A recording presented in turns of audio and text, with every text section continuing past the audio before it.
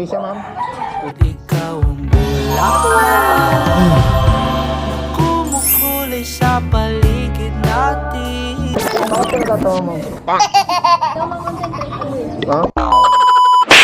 Ang ganda ng umaga, kasing ganda ng pasahero ko. Kaya lalong sinipag sa biyahe. Kung araw-araw ba naman ganito, kahit wala nang uwian, okay lang. Joke lang.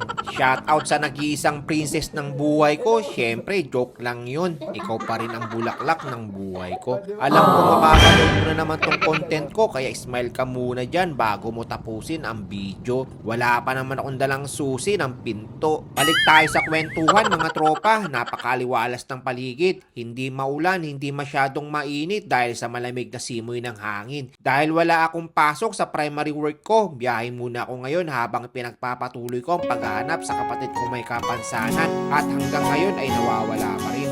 Eto nga ang face mask ko, grabe makapagbigay ng good vibes. Agaw pansin lalo sa gitna ng traffic. Yung tipong bad trip ka na, kakaupo, tapos bigla mo kong makikita. Ayan, hindi mo talaga mapigilang ngumiti. Kanina nga may isang tropa, ang lalim-lalim ng iniisip. Parang gusto nang bumaba at lumipad na lang. Tulala sa isang tabi. Nabalitaan ko, lagi ka raw tulala.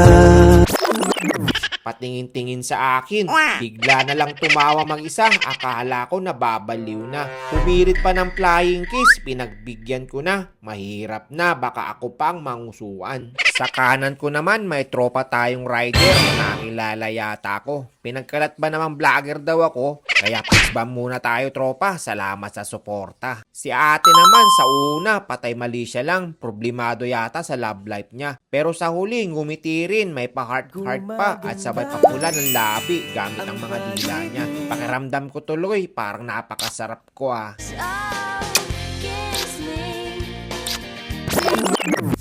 Ganun pa man, shoutout sa inyong lahat. Kahit saglit, napasaya ko naman kayo. Ride safe and God bless mga tropa. Sunod kong pasahero, papuntang Quiapo Church, nagtanong ulit ako tungkol sa kapatid ko. Tulad ng dati, wala pa rin. Pagdating sa simbahan, nagulat ako. Marami pa rin nakakakilala sa akin. Maskara pa lang, agaw pansin na.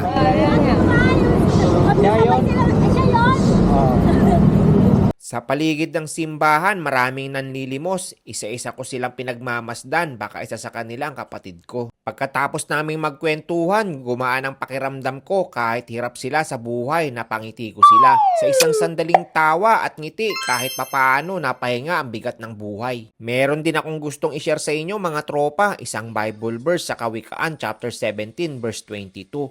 Ang masayang puso ay mabuting gamot. Hindi man ito agad naaayos ang problema, pero ang ngiti ay nagbibigay ng lakas. Kapag pinili mong ngumiti kahit masakit ang pinagdadaanan, para kang nagbibigay ng gamot hindi lang sa iba, kundi pati sa ating sarili. Sa huli, may isa pa akong pasahero, parang anghel na bumaba sa lupa. Biglang namulaklak ang aking paligid.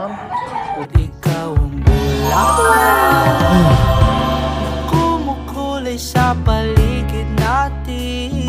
Bakit ka to, ma'am? Ha? Nagtanong ulit ako, pero wala pa rin. Ikaw, salita. Hinatid ko siya ng may saya kahit may lungkot sa loob.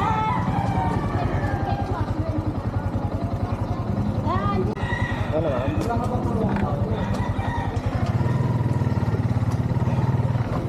Pagdating sa kanyang bababaan, ang bait-bait pala niya talaga. Nagbigay siya ng tip nang hindi ko inaasahan, sabay sabing mag-iingat daw ako at makikita ko rin daw ang kapatid kong nawawala.